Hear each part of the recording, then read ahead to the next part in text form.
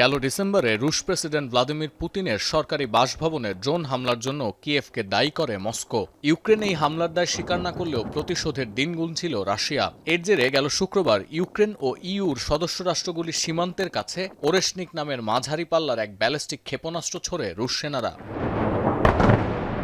ক্রেমলিনের দাবি শব্দের চেয়ে 10 গুণ দ্রুতগামী এই ক্ষেপণাস্ত্রের আঘাত প্রতিহত করার সক্ষমতা নেই কোনো আকাশ প্রতিরক্ষা ব্যবস্থার। 2024-এর নভেম্বরের পর এ নিয়ে দ্বিতীয়বার কিয়েভে আঘাত হানতে বিধ্বংসী এই ক্ষেপণাস্ত্র ব্যবহার করল মস্কো। প্রথমবার ডামি ওয়ারহেড ব্যবহার করা হলেও শুক্রবারই প্রথম ইউক্রেনে পূর্ণ সক্ষমতা নিয়ে আঘাত হানে ওরেশনিক।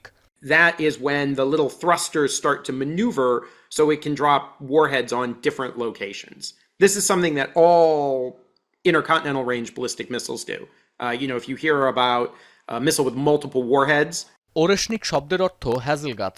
ক্ষেপণাস্ত্রটি ডালপালা আর পাতার গুচ্ছ ছড়িয়ে থাকা হ্যাজেল গাছের কাণ্ডের মতো দেখতে। সর্বোচ্চ 5000 কিলোমিটার দূরের লক্ষ্যবস্তুতে আঘাত হানতে সক্ষম ওরেশনিক।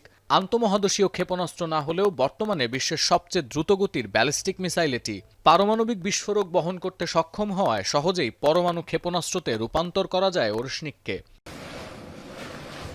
2024 সালে ইউক্রেনের গুরুত্বপূর্ণ স্থাপনায় হামলার সময় লক্ষ্যবস্তুতে আঘাত হানতে ওরেশনিকের সময় লেগেছিল মাত্র 15 মিনিট।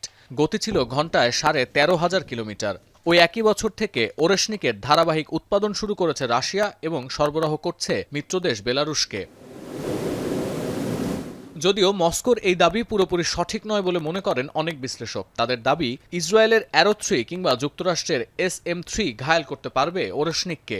ইউক্রেনকে মনস্তাত্ত্বিক ভয় দেখানোর কৌশল হিসেবে এই ক্ষেপণাস্ত্র ব্যবহার করা হচ্ছে, কারণ ভীষণভাবে কোণঠাসা না হলে এত ব্যয়বহুল অস্ত্র ব্যবহার করবে না রাশিয়া।